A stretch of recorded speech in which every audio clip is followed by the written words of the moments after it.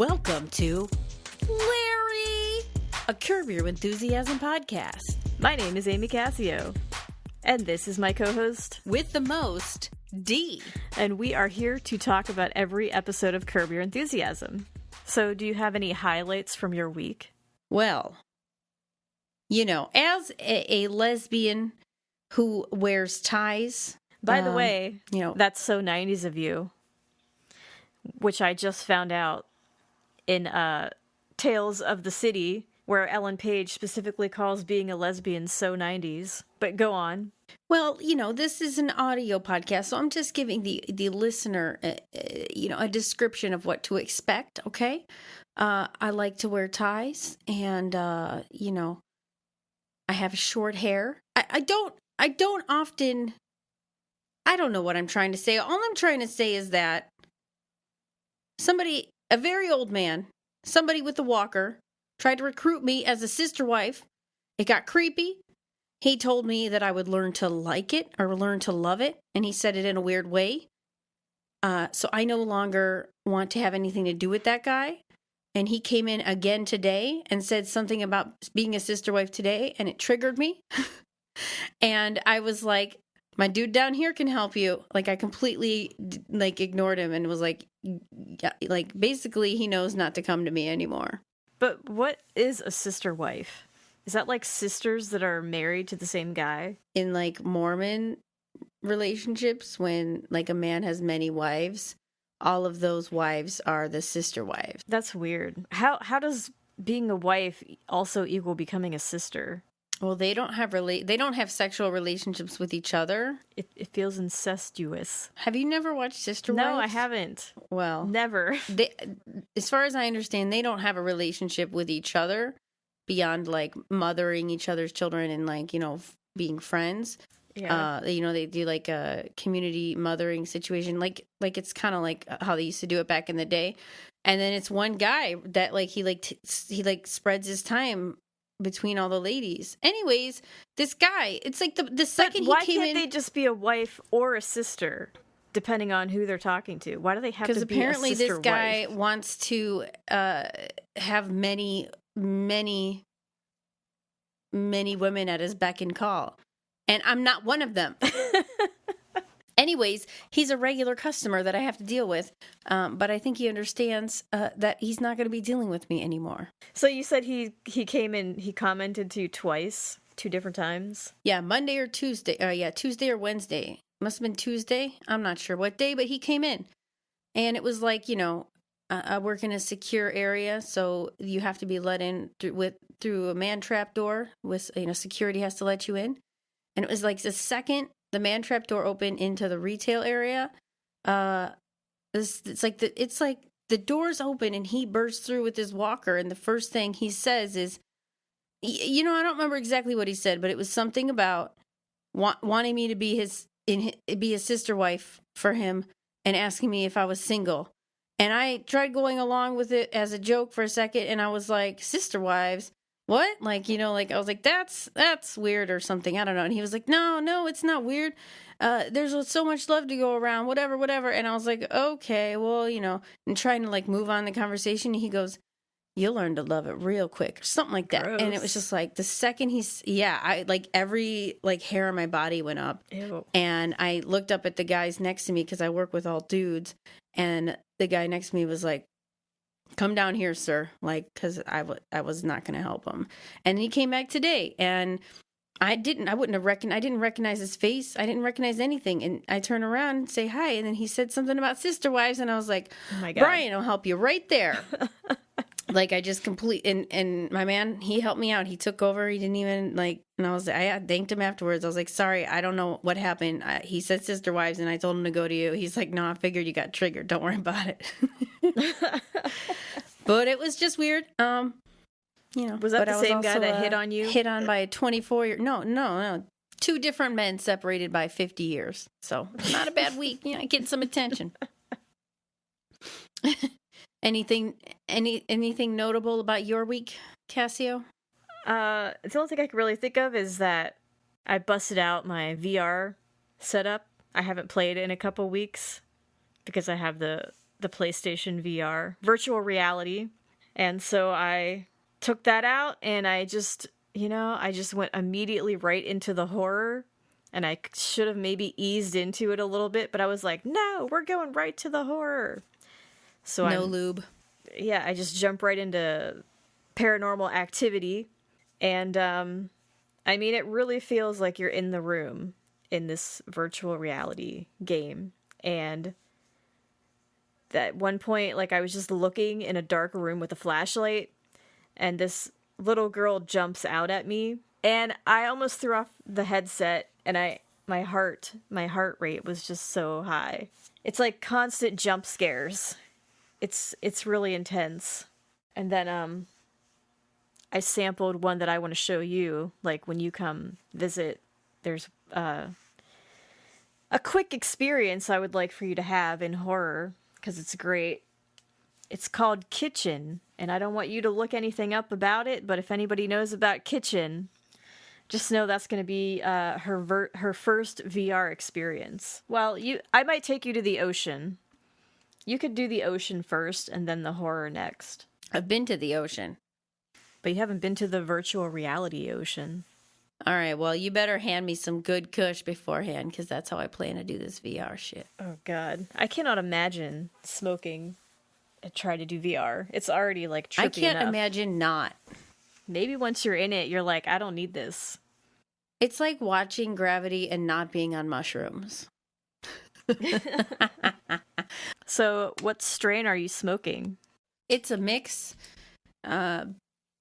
Hybrid. I am puffing on my little vape pen here. I've got my little contraption, my little palm-sized contraption, a little hybrid blend going. What are you vaping on, Kasio? Wow. Well, last week I got this new stuff called Purple Punch Sickle, and I've been smoking it all week. It's fantastic. It's just amazing. It's a hybrid Purple Punch Sickle. It's fantastic. But anything in the purple family seems to be really good whenever I have it. Episode 4, The Bracelet. Air date, November 5th, 2000. Summary. Larry gets into a tense, heated fight with Cheryl, and Larry's secretary suggests he buy her a present to make up for it. After having lunch with Richard Lewis and helping a blind man, Larry spots the perfect present for Cheryl, a bracelet. Unfortunately, Richard also covets it. All right, so welcome to the first scene of episode 4. So scene 1 starts with Larry on the phone, watching a football game. He's screaming at the game. He's very into it. It makes me laugh because he's just like yelling into the phone about how aggravated it makes him to watch the football game, but then he's like, I'm so aggravated. They just aggravate me so much. He's like, his face is like red from screaming. He's very scruffy. He's got kind of like a stubble thing going on, and he looks like a hot mess. He's on his cordless telephone. Oh God. And then Cheryl comes home. He says to the person who's on the phone that, hey, Cheryl, Cheryl's been gone for 4 days visiting her sister in Tallahassee or something like that. Like they need all that information. And then he's like implying like, oh, hey, I need to go pay attention to Cheryl now. She just got home. She's been gone. Yeah. Yeah, so Cheryl shows up and Larry gets up to greet her. And she starts talking about her trip. And it's kind of a weird thing to see because they didn't have cell phones. So like now, like if somebody went away, we would probably just be texting all day long, or like at least have a conversation at the end of the day to be like, how's your trip been going, But they're completely in the dark. It's like you leave town, you're totally in the dark. And so she starts... I mean, she couldn't have... She was at her sister's house. She didn't call that whole 4 days. I mean, you still had to pay for long distance, too, so... like, you couldn't just call. I forgot about that. Ugh. I remember telling you to wait until after 7 p.m. to call me. Yes, it's all coming back. It's all coming back to me oh my now. God. And then, like, buying calling cards to, like, get around it. That was insane. Calling cards. 60 minutes long distance. Here you go. So Cheryl starts talking about her trip, but Larry is wandering over, his eyes are wandering over to the football game anytime there's some action. And it just happens so many times that Cheryl just is like, she just gets mad. Well, she's trying to tell a story. She's like, remember my nephew? And he's like looking over at the TV and he's like, uh-huh. She's like, you know what? You finish your game. I'm going to go upstairs. And he's like, but it's the last 2 minutes. And then he like stops pretending to give up, like fight back. And like he sits down and finishes watching it. Little Griffin, my youngest nephew. Yeah. Mm-hmm. And he wanted to play on the stairs, and my sister's like, no, it's too dangerous. My mom says, I've raised 4 kids. Uh-huh. Okay, why don't you just watch your game? Come on, it's the last 2 minutes. I'll be right up, okay? And that's like when I try to talk to my wife, when I try to talk to Liz, when she's watching Family Guy, like, have you ever tried to talk to like a 3-year-old kid when they're watching TV? It's like they wouldn't hear an explosion happening right in front of them because they're so locked in. And sometimes I'm like, I got to stand in front of the TV and be like, did you hear anything I just said? And she's like, no. And I'm like, okay, well, the dog is literally on fire right now. You know what I mean? Like, whatever. Like, just like, well, yeah, that's what that reminded me of. I have conflicting feelings about it because Cheryl gets mad. But it's like, I don't know. If you're in the middle of something live and somebody like wants your attention, it's very difficult. Like he did greet her. Like they got up and they greeted each other. But he was also in the middle of something. So it's kind of like you're expecting somebody to drop absolutely everything that they're doing the second you walk in the door. Yeah. Like when your mom wants you to stop your online video game to do the dishes or take out the trash. It's like, okay, well, let me just finish this round. No, now. But you can't pause an online game, okay? He can't pause a live football TV show. There was no, like, what was that thing? That box where you could record TiVo? Stuff? I never had one. TiVo? There was no TiVo. So he had to, like, he was about to miss the last end of his game. I'm totally on the same ball as you.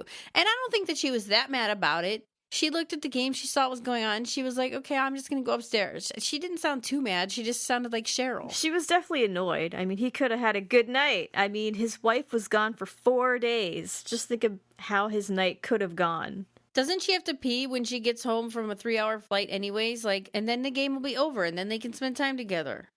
First of all, how long has she been with him? Yeah, but how long has she been with him? She has unrealistic expectations of who he is. So it constantly irritates her.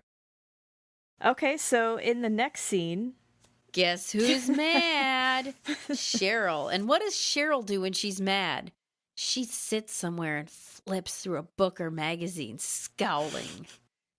She's good at that. I love her. Well, Larry can't stop talking, and Cheryl has no response, really. She's just like, His monologue about soy milk is comical, though. He's in the mirror talking to who knows who, because Cheryl's not fucking listening. She does not have time for him. And he is just droning on about soy milk and how he read that it might shrink your brain. But regular milk and his cholesterol. Oy. But he's doing all this as he's flossing. And you can hear all the flicking sounds, and nobody needs that. D is triggered. These are things that do not need to be on TV. Flossing is something you need to do with the door closed. I don't need to be a part of it. Please don't clip your toenails on TV or your fingernails in public. You should be ashamed of yourself if you do that, by the way. But I just don't want to watch anyone floss on TV. It's gross and unnecessary. But he's pretty gross, so... Cheryl has no time, and Larry just continues to fill a quiet room with his voice yet again. But the next part's even better because he has no ability to apologize. Even if he's recognized that he's done something wrong, he has no ability to explain himself in a productive way that helps it. He just digs deeper. It's uncanny. He gets into bed. And he starts asking her about the nephew or whoever, and she's not really into it. She's just, I I wrote that she's a brick wall of attitude and sarcasm. Well, he says, well, okay, so how's your cousin doing? And Cheryl turns a page and says very sternly that it's her nephew. So tell me about the trip. What, how's your cousin Griffin? Griffin is my nephew. He's trying to inquire about what she was trying to talk to him about earlier when he got sidetracked by the TV. And he didn't even, like, listen that it was her nephew. He said, how's your freaking cousin? So now she's even madder. She's like, it's my nephew. And so he asks a couple more questions, and she begrudgingly answers, like, they're fine. Everyone's fine. And, like, he tries to apologize for him ignoring her and explaining that there was only 2 minutes left. And she's like, it's fine. But it's not clear. It's not fine. You can hear in her voice that it's not fine. How's your mother and everything? She's wonderful. She's sarcastic wonderful, or just... Does that mean she's not wonderful, or...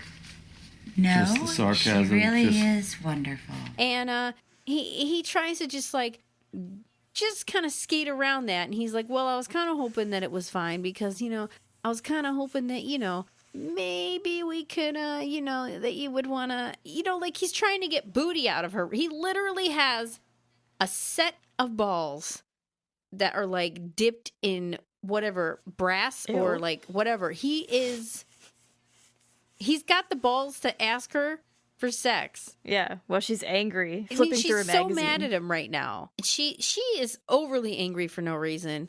Yeah. And he's trying to explain that to her, but he's doing it so poorly that it's like, making whatever. It worse. Just call it a loss and go to bed. Yeah. I know how to spell it. Larry, please, it's fine. I don't know what you want me to say right now. Well, how about... honey, I forgive you. Would you like to have sex? How about that? Or any combination of that. Mm-hmm. Either the forgiveness or the sex. Of course, both would be great. That would be ideal. I'm not expecting both.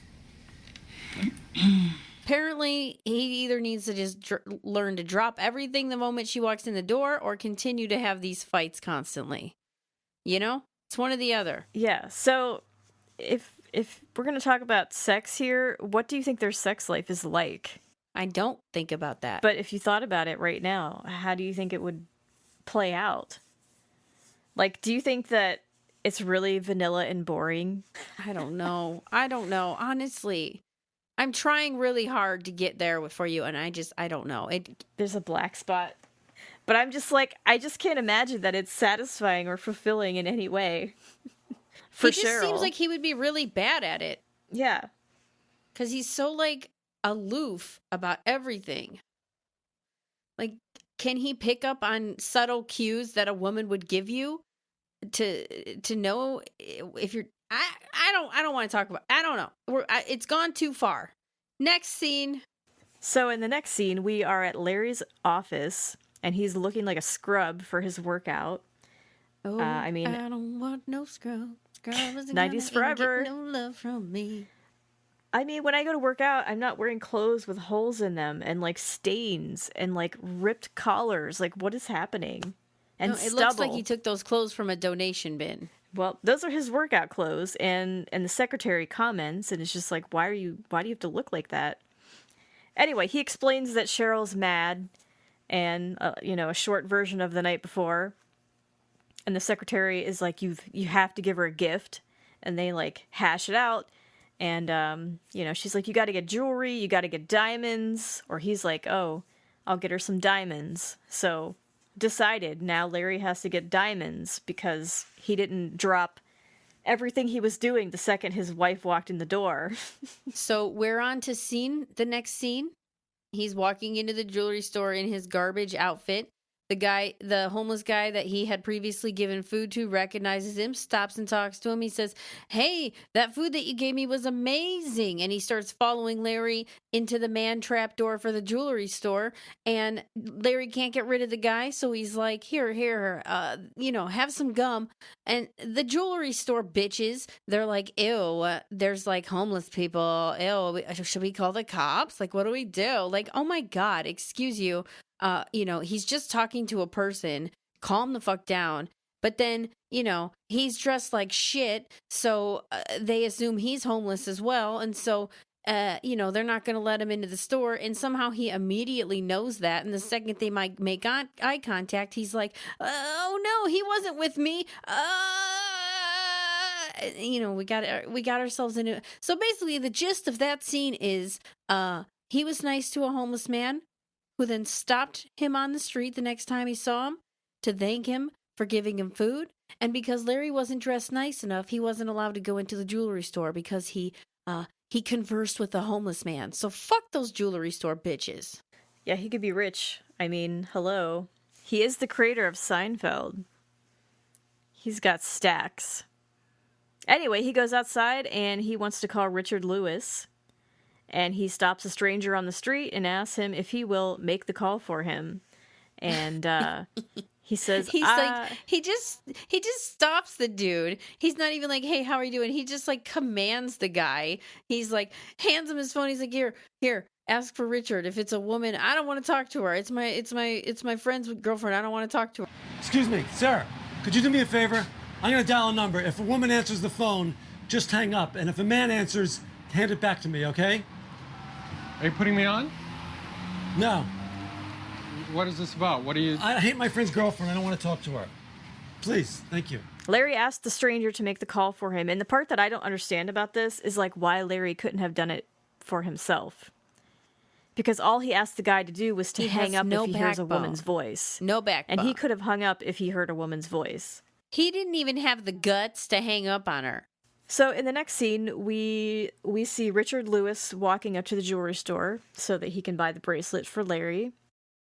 And Larry has a very odd walk, I think, but whatever. Well, Richard says he thanks Richard for coming to help him, and Richard is like, thanks. Yeah, this is the first thanks in 2 years. So Richard also rocking a Jimi Hendrix tie and little tiny sunglasses and a giant 80s like brokerage kind of Wall Street suit. Well, they realize that the jewelry store is closed for lunch. So they decide to go to lunch.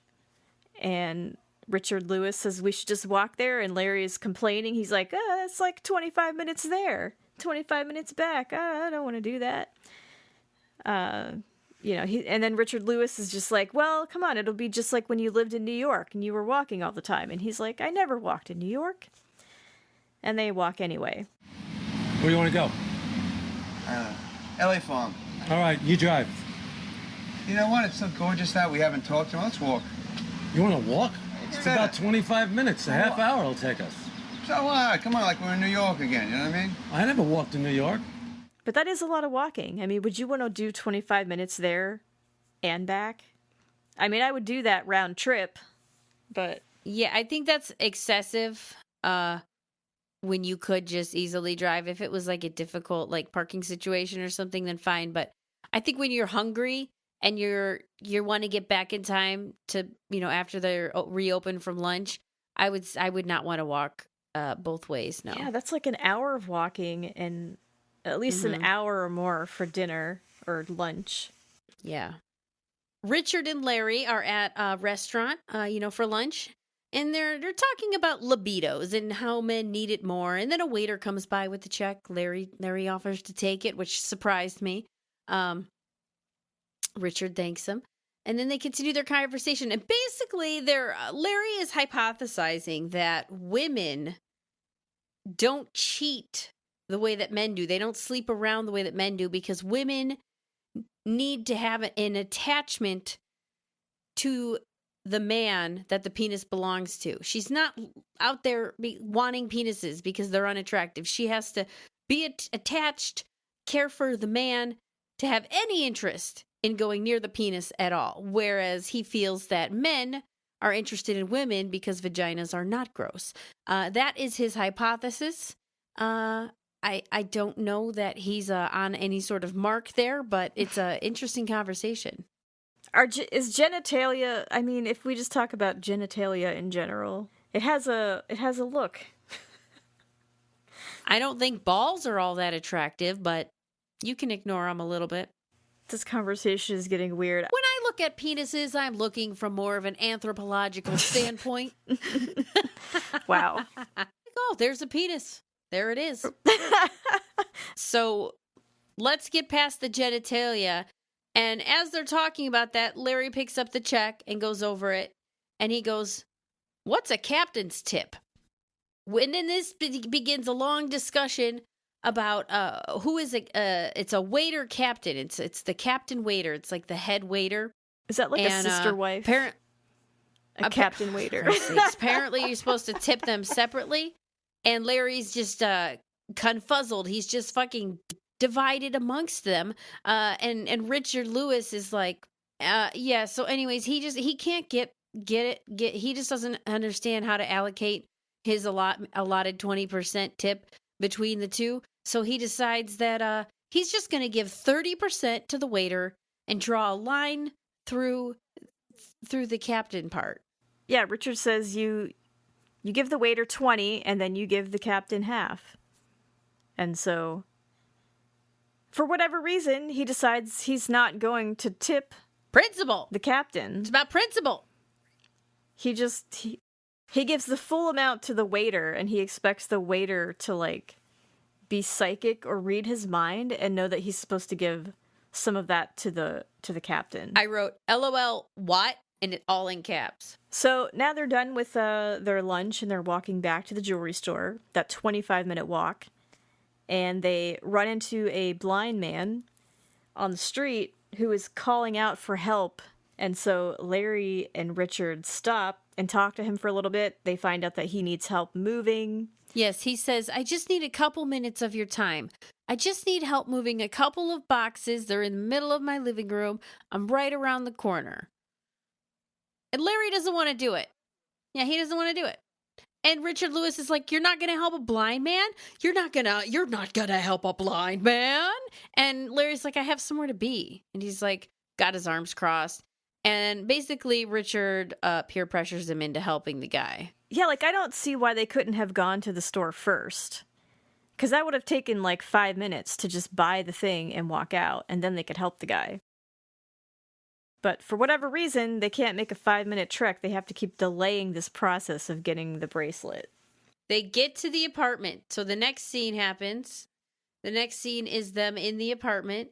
And you see this guy's whole life is piled up in his living room. It's not a couple of boxes. It's everything he literally owns. All the furniture underneath all the boxes, everything. And that's literally happened to me before, but way worse. A friend said that they needed help moving. We get there on moving day. She said other people are going to be there helping. We get there. Nothing is packed. Literally, nothing in the whole apartment was packed. We had to do everything for her. Get it packed, put it into boxes, find boxes. Like it was, I couldn't even believe it. I did notice the Mac. A Mac from 2000. I mean, I played on one of those. The color, the teal iMacs or whatever. It's like I was dating somebody and she got a Mac. She got that Mac and it was this year. It was 2000. The Knoll computer from Felicity. So basically the blind guy roped them into unpacking everything in his house. And I'm like, is this a ruse? Because the guy is like sitting there. It almost looks like he's watching them move everything. And as they're picking up certain things, he's like, oh yeah, that'll look good over there. Or, oh, don't forget that. Or be careful with that. Or like, he like mentioned a plant. And I don't remember the name of the plant. So I'll just say, he said something like, oh, the ficus would look good over here. I'm like, can this dude see? Is this fucking bullshit? Like Larry. Yeah, he might have named some things. Larry and Richard look like they're about to have heart attacks. They're arguing. They're lifting stuff together. They're drenched. Yeah. Drenched in sweat. They're a hot mess. They finally think they're done. They have like a weird, uncomfortable handshake moment. And the guy thanks them. And then he goes, but the mattress. That's how he asks Or them. the TV. No, the TV, right? No, it was the mattress. So they think they're done. And he's like, but the mattress? And they're like, huh? So then they do that. They move the mattress for him. And then he goes, So they're shaking hands again. They think they're done again. And he's like, okay, cool. Awesome. I just need you to put the TV in the fireplace and then you'll be done. Awesome. And then Larry's like, he doesn't want to do it, but also he does not think the TV would look good in the fireplace. He doesn't think it would work in that space. And they start arguing back and forth about how the TV doesn't belong in the fireplace, but the guy wants it there. Why does he care? And they're just yelling at each other. And then the blind guy goes, "Are you questioning my sense of space?" And and then he basically barks at Larry to go move the TV, like he's ordering him around. It's kind of fantastic. Larry has got no spine. Get the TV from the bedroom? Uh-huh. Stick it in the recess of the fireplace. Why? Why do we move it in the bedroom then? Why is it in the bedroom? I don't know why we moved it in the bedroom. You told us to move it in the bedroom. No, I did not. Richard said bring it in the bedroom. Anyways, you don't even want it. Why do you want it over here? It doesn't work. You're my guests. It doesn't work over here. You're going to ruin the whole hearth effect. No, but I think you said the bedroom. But What in the name of God am I going to do with the TV in my room? I'm blind, for Christ's But sake. it doesn't work in here. It just doesn't. It doesn't That's fit. where it belongs. Are you questioning my sense of space, Larry? I'm not questioning your sense of space, Thank you. Bring in the goddamn TV and be done with it. hey, this is not a marriage. Can we just do this? Thank you, Richard. You know, 'cause I have a lot of things Thank going on you. in my Just life bring too, it by in. the way. Just bring it in. It's so, you know, I have things. Richard! I'm sorry. All right, so they leave the blind man's house, apartment, whatever, and they're heading to the jewelry store, which is now closed because they spent so much time screwing around. I like how on the way there, Larry is just screaming that he was a deceptive blind man. Like he's just... And yeah, so Richard just starts laughing once he sees that the jewelry store is closed. He just bends over laughing. He can't stop laughing at, I guess, the absurdity of all of He this. says shit happens. You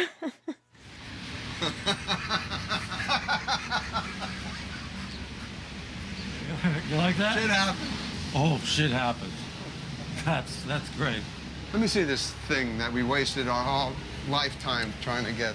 And so Larry shows him the bracelet through the window, and he's like, "That's the one that I wanted," and whatever. He's upset, but Richard Lewis is very positive. He's like, "It's a great day. I had a great day. Every day is a great day."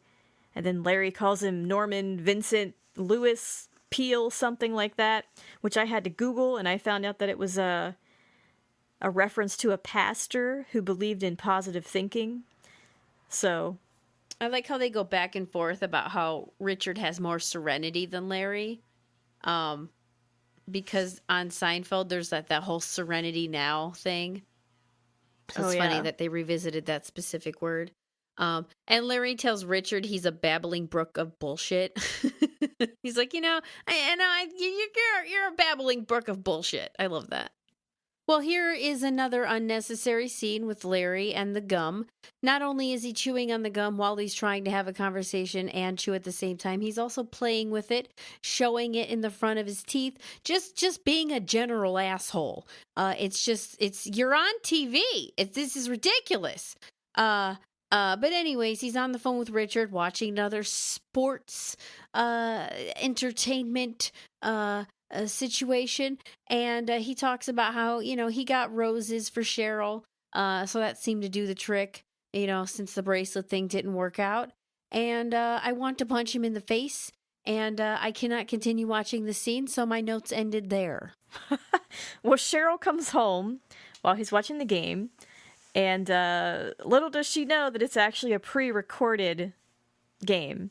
He anticipated that this would happen. So he put on a pre-recorded game. She comes home and he happily walks over to her. He gives her his full attention. And he talks about how he almost bought that bracelet for her, but it was closed. And then Cheryl, who was in a really good mood, starts to, teeter down towards her bad mood, where she's like, well, I still want the bracelet. Why can't I have the bracelet? And, Larry, on the phone call that he was just on with Richard, he told Richard that he could buy it because he was like, well, if you're not going to buy it for Cheryl, since the flowers were the trick, I'm going to buy that bracelet for my girlfriend. So Larry tells that to Cheryl and is like, well, I told Richard that he could buy it. And Cheryl, of course, is just like, why can't you cancel that? I want it. So Larry just devises a plan where he's just going to get up early in the morning, like very early, and like get there before Richard and snipe it. I'll get up and go down there. I will be there when they open the store. I will turn the key. I'll greet them in the morning. Okay. It's all done. Okay. Uncle Larry Is here. is here. Yeah. All right, so the next scene, it starts off with Larry shaving. And an interesting choice, they have smooth jazz playing, which doesn't usually happen on this show. Usually the only music we get is that quirky curb music. So why does... Also, I have a question. This is something I see on TV. After somebody takes a nice hot steamy shower, they then wipe the mirror with their hand. I have a couple problems with this. First of all, I grew up with a mother who was a clean freak, and I would have ended up with a smack on my face if I did that as a child, in my house. So I couldn't even imagine doing that as an adult. Also, the streaks it would leave. Also, if it's still steamy in the bathroom, wiping that is about a 4-second fix because it's all going to steam back up immediately if you've ever actually tried to do that. So why do people do that on TV? Is that a thing people do? I do that in real life when I'm trying to do my hair, but I just do one quick smear like this. Oh, the palm of your hand? What is the side of your hand called? The side palm. And then I look through that line so I can see my hair and do it real quick. And it does not fog back up. And I always do it in the same spot so that I don't leave streaks anywhere else in the mirror. But it's and it's not always, it's just if I'm I need to look at my hair right now, and I'm just take a look, and then I move on. No, I do not do that. So anyways, Larry is getting dressed now. He's putting on a suit and tie, and Cheryl is losing her mind. She's so freaking shocked. It's almost insulting at how shocked she's acting because he could get dressed up. She's very turned on. Yeah, but she's just wow. She's very turned on by this. Wow. Yeah. Look at you. Larry? Oh. Whoa. What's this all about? I have to get dressed up to go to this jewelry store. Oh my God, you look great. Thank you very much. Wow. Would you mind handing me that sport jacket there, please? I can barely move. I'm just shocked. Thank you. That would have been the time to try for some sex, okay? That would have been the time. Yeah, but then he'd fuck up getting the bracelet again. She's got to get the bracelet. So anyways, go on. He says he's got to get dressed up to go to the ring store, the jewelry store. And she's just So, okay. So he gets dressed. He goes to the... Then he leaves to go to the restaurant to pick up his credit card because he left it there. Okay, so in the next scene, Larry has showed up at the restaurant to get his credit card that he left. And he gets his card, and he goes back to his car and realizes he's been blocked in.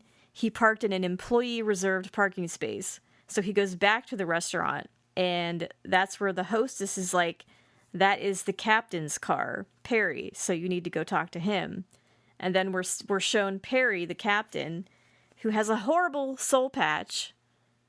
I mean, there is no such thing as a good soul patch, but he has horrible facial hair. It's a soul patch. It was never a good look, ever. When they show him, they play classical Spanish guitar for some reason. Oh yeah, I think because a fight's about to break out, kind of like this Wild West kind of feeling. So Larry goes up to Perry and's hey, I think you're blocking me in. And Perry is hip to who Larry is. And he's hey, you sat here the other night, right? And basically confronted Larry on the fact that he did not tip out in the captain's section. He tipped 30% to the waiter and drew a big line through the captain's section. And he wanted to know why. And Larry had no answers for the man. He acted... He was a deer in headlights. He was what? The waiter didn't tip? He didn't give you any? He failed. And so basically the captain was oh, well, I'm too busy to move my car, so you need to find some other mode of transportation. It's probably Perry's car. Who's Perry? The captain? He's right over there. Perry?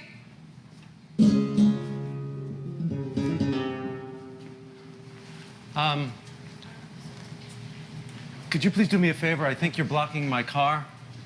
Oh, did you park in an employee reserve space? I did. I left my credit card here. I just had to run in for 30 seconds. Oh. That's all. And I'm you're sorry. You're the guy from yesterday, so you got your card? Yes, I did. Oh, good. You had this table, too, right? Yes. And the table was good? It was great, wasn't it? It was okay. The service was good? It was fine, yeah. Everything. We did everything. Just want to make sure. Yeah. Normally, when we have good service, we get tips, and I think you left something like 30% for the waiter, and you just drew a line through my waiter captain tip. I thought maybe it was something. Wait, hold it a second. The waiter didn't give you any money? No, waiters don't tip out to waiter captains, and I make a living off my tips. So basically, because Larry did not tip the waiter captain the other night, he now has no car for the rest of the day because he also has no spine. But not before saying, "Oh, I'll go ahead and move your car." Oh, yeah. Like he offers to move the guy's car, like he's gonna, and the dude's like, "No, there's a whole code thing." Yeah, and he's just like, "Oh, I could do it," but no. So he has to leave without a car. He just gets himself bullied. So he starts running frantically down the street to get to the ring store before Richard gets there. So the next scene is just them, the camera panning back and forth to the two of them. Both running as fast as they can in suits to get to the store. They see each other, and they're like, oh, shit. So Larry tries to go a little bit faster. They basically meet up at the front door and start fighting to get into the doorway. Now they're in the man trap. And so the ladies inside of the jewelry store are watching them fight for this. Richard! Wait! Wait! Larry wins out. Richard's on the ground, doesn't seem to be able to get back up. And they both are like breathing hard. And Larry's trying to lift himself up. He's not wearing his glasses. And he looks up all innocent, like, can I come in? Like, yeah, it's not gonna happen. And that's how we end the episode, where nobody gets the bracelet, apparently. And so that was The Bracelet, the episode. It is not my favorite episode. I'm not that fond of it. The further along we get, the better the show gets. And what do you think about the episode? Yeah, I mean, there's some classic episodes in season 1, but when I feel like watching Curb Your Enthusiasm, I don't usually pick an episode from season 1. I usually start from later on. Yeah, and during a rewatch, I would probably skip this episode. But if you've never seen it, I think you should watch all of them. Yeah, you should watch every one of them. So, the next episode we will be doing is The Interior Decorator. And I do actually really like this one. The whole thing with the doctor and the elevator, and, he holds the door open for someone, and then he's late for his appointment. And then there's the whole interior decorator with, what's her name? Diane Keaton. Anyway, I think this one's pretty funny. I mean, it's still not, like, my favorite, but I like it a lot more than The Bracelet. I mean, every episode of Curb Your Enthusiasm can be described with, so on next week's episode, we'll be dealing with that whole thing, the predicament. But yeah, it's been fun. Let's close this bitch out. And I am Amy Kasio, and that is my co-host Dee, wrapping things up. I guess now I can eat sweet tarts since we're not going to be recording anymore. And I'm going to go wild on some half-baked ice cream from Ben & Jerry's. It's about to get lit. Go wild. Shout out to people who get horrible cramps that keep them in bed for 2 days. Because that's my life. And on that note, have a good night. Hope you don't have cramps. Okay, bye. You can find us at Instagram at Larry Curb Podcast, Twitter at Larry Curbcast, Facebook Larry Curb Podcast, and we're on YouTube, but we don't have a URL, so just search for us if you really want to find us there. Let's see here. My name is DMC Squared on Instagram, Kasio is Amy Kasio, and we're on pretty much every streaming podcast app that there is. So see you next week.